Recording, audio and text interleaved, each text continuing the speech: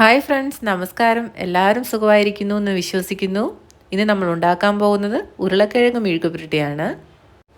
ഇത് നിങ്ങൾ ഈ രീതിയിൽ എല്ലാവരും ഒന്ന് ട്രൈ ചെയ്ത് നോക്കണേ. എന്നാൽ നമുക്കിനി കുക്കിങ്ങിലേക്ക് കടക്കാം.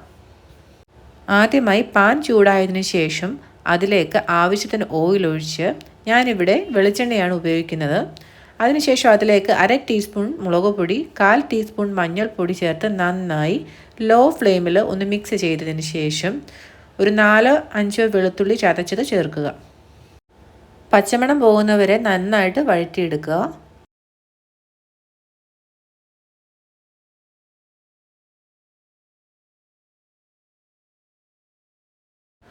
തുടർന്ന് അതിലേക്ക് നീളത്തിൽ അരിഞ്ഞു വെച്ചിരിക്കുന്ന ഉരുളക്കിഴങ്ങ് ചേർത്ത് നന്നായി മിക്സ് ചെയ്തെടുക്കുക.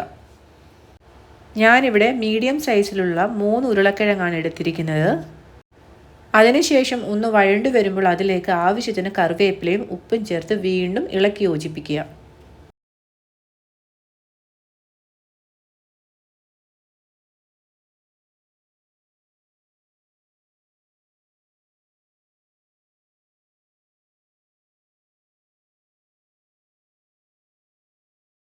കിഴങ്ങ് വേവുന്നതിന് ആവശ്യമായിട്ടുള്ള ഏകദേശം 1/4 കപ്പ് വെള്ളം ഒഴിച്ച് മൂടി വെച്ച് മീഡിയം ഫ്ലെയിമിൽ 5 തൊട്ട് 10 മിനിറ്റ് വരെ കുക്ക് ചെയ്തെടുത്താൽ നമ്മുടെ വളരെ ടേസ്റ്റി ആയിട്ടുള്ള ഉരുളക്കിഴങ്ങ് മെഴുക്കുപുരട്ടി റെഡി ആയിട്ടുണ്ട്.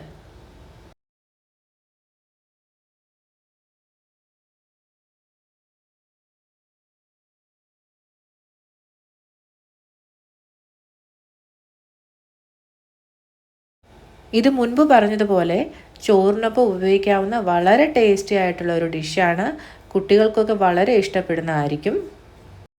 എല്ലാവരും തീർച്ചയായിട്ടും ഇതൊന്ന് ട്രൈ ചെയ്ത് നോക്കണം. വീഡിയോ ഇഷ്ടമായാൽ ലൈക്ക് ചെയ്യാനും കമൻറ്റ് ചെയ്യാനും സബ്സ്ക്രൈബ് ചെയ്യാനും മറക്കരുതേ.